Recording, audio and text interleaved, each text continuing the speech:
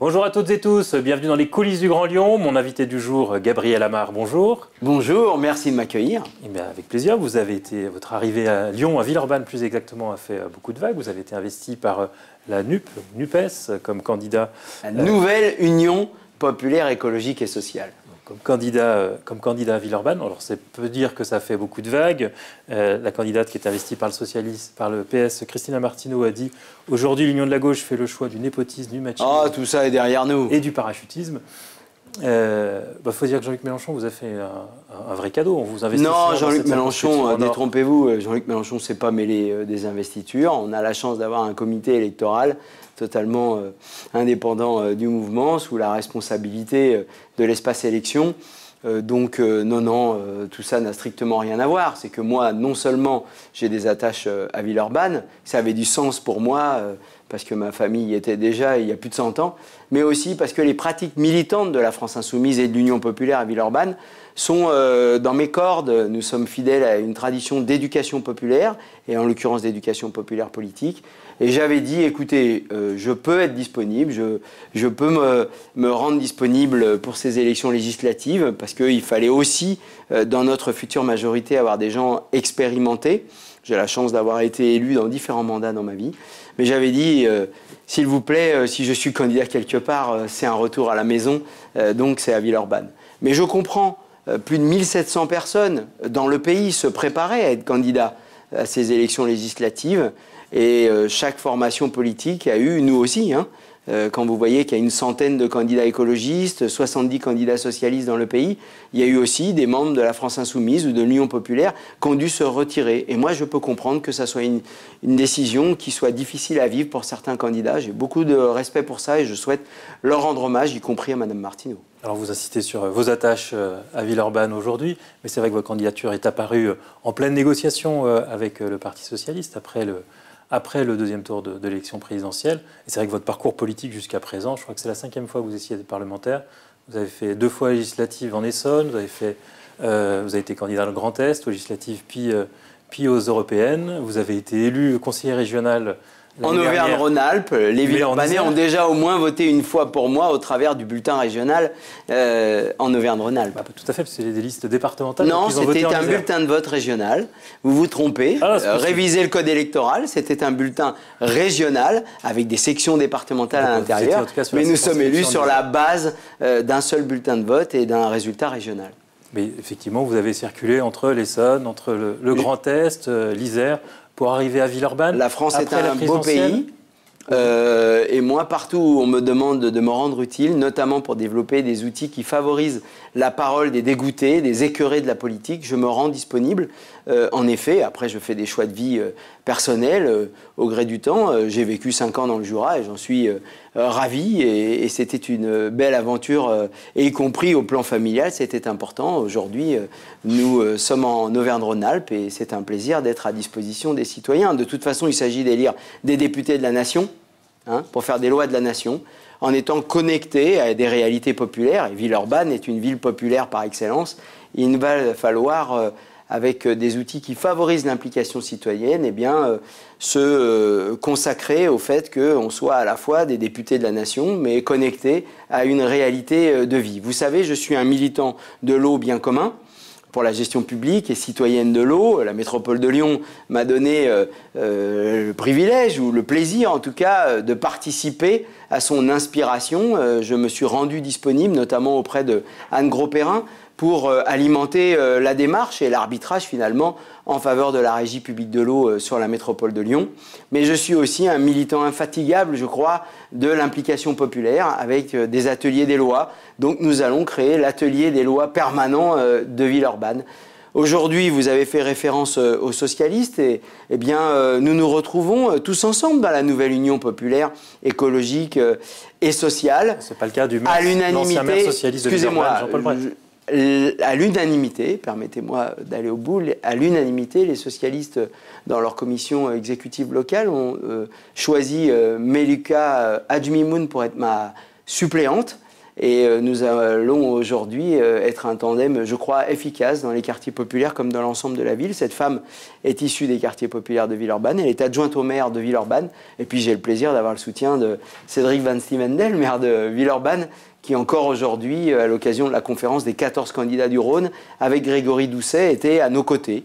Donc tout ça nous permet de regarder l'avenir avec confiance. Vous savez, ce qui va compter les 12 et 19 juin, c'est qu'on ait une majorité pour envoyer Jean-Luc Mélenchon à Matignon, mais qu'on puisse rapidement, par un décret du Premier ministre, augmenter le SMIC à 1 500 €, qu'on puisse ouvrir les conférences salariales dans toutes les branches, qu'on puisse instaurer une allocation jeunesse pour que les jeunes puissent être autonomes et se consacrer à leurs études plutôt que vivre de petits boulots en fragilisant leur disponibilité à apprendre, à se former pour ensuite servir la République et la nation au travers de leur métier, qu'ils travaillent dans le public ou dans le privé. Donc voilà, c'est aussi les petites pensions qui vont être rehaussées. Il n'y aura pas une retraite complète en dessous de 1 500 €.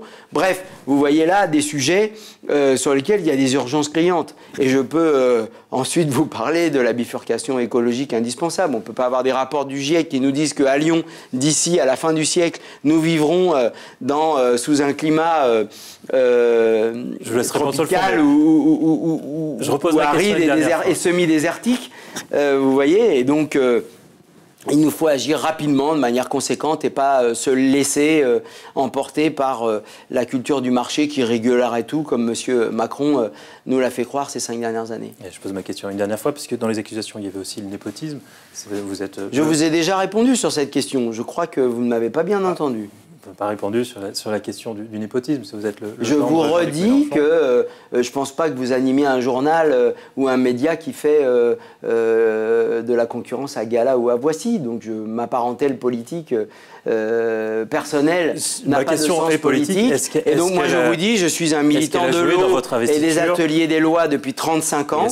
J'ai rencontré Jean-Luc Mélenchon en 1986.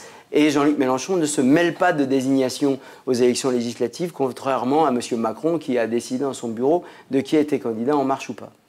Donc elle n'a pas joué dans votre investiture dans une des circonscriptions les plus gagnantes. Je suis à Villeurbanne, un endroit qui avait du sens pour moi, je crois vous l'avoir expliqué. Revenons sur l'actualité du jour. Quand vous voyez le choix de la Première ministre, Elisabeth Borne, est-ce que vous vous dites, tiens, finalement, on n'a pas réussi à se qualifier au deuxième tour, mais le fait qu'ils aient choisi plutôt sur la gauche de la Macronie, c'est une petite victoire? Non, c'est de l'enfumage total. Madame Borne, si elle vient de la gauche, est complètement passée à droite. C'est la figure qui incarne le mieux la continuité avec la politique précédente de M. Macron. Moi, j'espère qu'elle n'aura pas le temps de s'installer et qu'elle sera remplacée par Jean-Luc Mélenchon dès le 19 juin.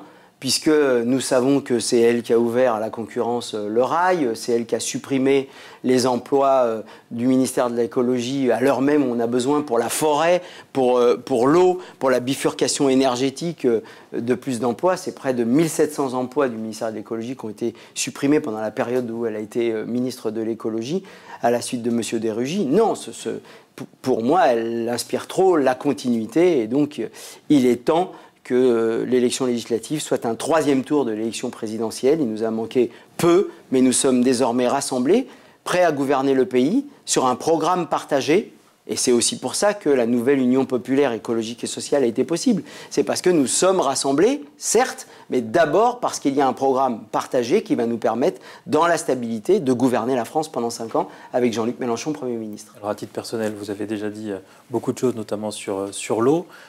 Mais sur quelle proposition de loi vous allez vous engager? Moi Vous, à titre personnel, peut-être sur la gratuité des services publics? Alors, la gratuité des services publics comme droit inconditionnel, c'est évident. J'y serai très impliqué. Je pense que par l'atelier des lois que nous allons animer à Villeurbanne le 21 mai, c'est-à-dire ce samedi, eh bien, nous avons là comme thématique d'aller vers la gratuité de la cantine. Donc, nous allons travailler avec les habitants de Villeurbanne sur l'écriture d'une loi citoyenne que je porterai à l'Assemblée nationale, notamment à l'occasion d'un collectif budgétaire qui nous permettrait de financer le manque à gagner des collectivités qui passerait à la gratuité dès le mois de septembre pour les cantines scolaires. Il y a en effet ensuite la loi pour le droit à l'eau, et puis j'entends terminer le travail en tant que parlementaire, puisque nous avons déjà divisé par deux avec les associations et les élus courageux, nous avons divisé par deux le poids des multinationales dans la gestion de l'eau et de l'assainissement depuis 20 ans. Il nous faut terminer le travail, non plus que 6 000 contrats sur 31 000 services d'eau et d'assainissement. Donc par la loi, nous allons accompagner les collectivités pour sortir de la sphère marchande sur de l'eau qui est indispensable à la vie. 3 jours sans eau et nous sommes morts. Il y a quoi de plus évident qu'il faut que ça soit géré comme un commun et dans le cadre du service public. Pour finir, vous vous présentez pour succéder à Bruno Bonnell, qui donc était député LREM, qui avait finalement une conception peut-être assez proche de la vôtre du rôle de député, puisqu'il considérait qu'un député était avant tout un législateur sur la scène nationale, pas forcément un représentant du territoire, contrairement à moi, pas forcément un élu local. Alors, contrairement à moi, c'est le retour de terrain que j'ai, c'est qu'il était totalement absent de la circonscription. Moi, j'entends animer plusieurs fois par an, même tous les mois, un atelier des lois à Villeurbanne avec les usagers des questions concernées par l'agenda parlementaire ou par l'agenda gouvernemental, je veux dire là pour alimenter des propositions de loi ou des projets de loi du gouvernement. Et donc, cette fabrique de la loi, par un haut niveau d'implication des associations, des usagers, des syndicats, des gens parfois dégoûtés en colère de la politique qui pourront venir participer et construire à partir de l'intelligence collective ce qui est bon pour tous dans tel ou tel domaine de la République, eh ben, va faire que moi, je serai très ancré dans le territoire local. Puis j'entends aussi soutenir les collectivités en général. J'ai été pendant 25 ans un élu local, en charge d'exécutif pendant 21 ans dans ma vie, en étant maire et président de communauté d'agglomération. Donc, je pense avoir aussi une connaissance des collectivités locales qui fera que je saurai être aux côtés des élus de la métropole, de Lyon et notamment aux côtés de la majorité municipale de Villeurbanne. Mais est-ce que votre arrivée à Villeurbanne participe à l'idée d'implanter des élus locaux pour LFI? On sait que vous en Nous avez sommes pas déjà dans la majorité municipale de Villeurbanne, avec plusieurs adjoints au maire France Insoumise, aux côtés de Cédric Van Stevendel. Donc j'entends encourager cela, contribuer à ma manière pour les aider et absolument pas affaiblir le travail qui est déjà engagé. Cédric Van Stevendel me soutient aujourd'hui pleinement. Je saurai, ne vous inquiétez pas, lui renvoyer l'ascenseur et être à ses côtés tout au long de cette mandature. Gabriel Amar, je vous remercie. Merci à vous. Et moi, je vous dis à demain pour une nouvelle émission des coulisses du Grand Lyon.